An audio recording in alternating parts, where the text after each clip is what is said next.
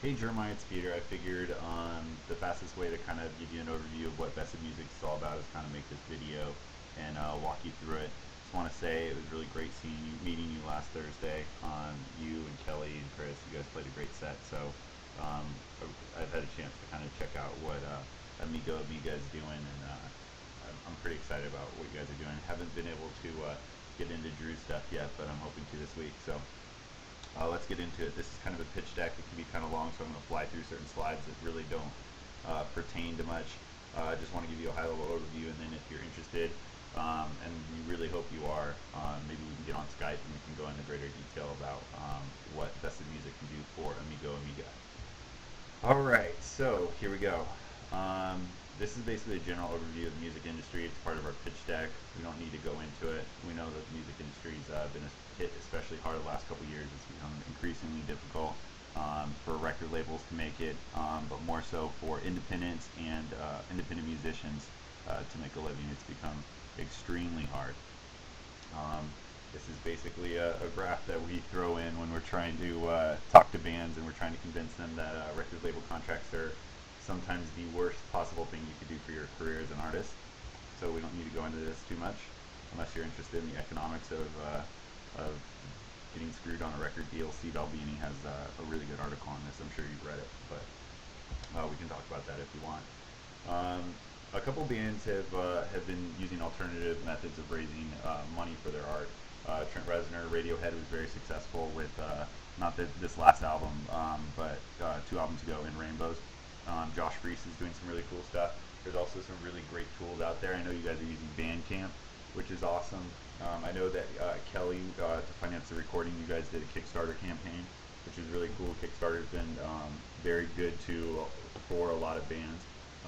We don't like that they take 15% of your money, but it's kind of an idea that we take and we build on. We think that we could provide you the same benefits of Kickstarter, but on a much more effective level. So we can talk about it. So if you're an artist like Kelly, or you're an artist like Drew, or Jeremiah, all the artists on your label, and you're trying to make it, what do you do? If you're not gonna go the major label route, it's tough out there right now. You can do a Kickstarter campaign. You obviously are relying on the help of all your friends, but it's a grind. Bandcamp and MySpace and Facebook, those are all really great tools, but there hasn't been really anything in the market that's brought it all together yet. And we kind of think that Best of Music can kind of fit that gap right now. So what is it exactly that we do, or what Best of Music is? Basically, we're a funding platform for bands to raise capital by issuing IOUs to their fans. It's kind of a new concept. I don't know if you heard of David Bowie doing it back in '98, but he filled out some securities forms and actually created Bowie bonds. This is kind of the same concept, but on a mass scale. And kind of our secret sauce is we figured out how to do it legally without some of the fan financing issues that other startups have run into. So what we do is basically a cross between Kiva and Kickstarter. Like I said, Kickstarter is taking that nice 15% right off the top. We can do it for a lot cheaper. We're also managing the campaign. So we kind of have two products right now. We have a fan campaign, marketing campaign, and we also have fan financing. And when you put them together, we think we have something really powerful. We basically issue IOUs on your behalf. You get capital from the fans to spend on certain expenses. You're successful and you pay back your fans. And all of this is happening in super short periods, in 30 days, and in very small increments. You can have a 16-year-old kid, if they want to invest $10 in you, they can, which we think is pretty cool. So how do we do it? IOU amounts and payback periods are very short, it's very small. When we say microfinancing, we mean really micro. We're doing things like the full-length album is pretty much dead. You and I talked about this on Thursday night. Pretty much down to EPs now. We're trying to find bands that have strong local fan bases, because during these campaigns we're expecting these bands to play out a lot and kind of appeal to their biggest fans, which usually starts on the grassroots level. And these loans are all being backed by Best of Music, so these fans are never going to be able to be defaulted on. Even if the bands never pay us back, the fans always make their money. We believe strongly in that. Nothing would be worse than a fan getting burned, we feel, it's a risk that Best of Music is taking on. So this is kind of a real high overview of the site. We built it. It's fully functional. I can take you through it. In fact, I'll take you through a couple screenshots, but you can see it's, I don't know, it's a pretty clean site, and it's nice, and we've gotten pretty good feedback on it. Of course, we've been staring at it for a couple months, so we already wanted to tear it down. Bands can upload their profiles and their music and start campaigns, and then fans can go on and see which bands they want to support. They kind of have, fans have a dashboard, kind of like if you had an online banking profile. You'd be able to see how much you've invested, how much you've saved. All of that is contained in the profile, so it's pretty transparent, and there's a couple of trick things here.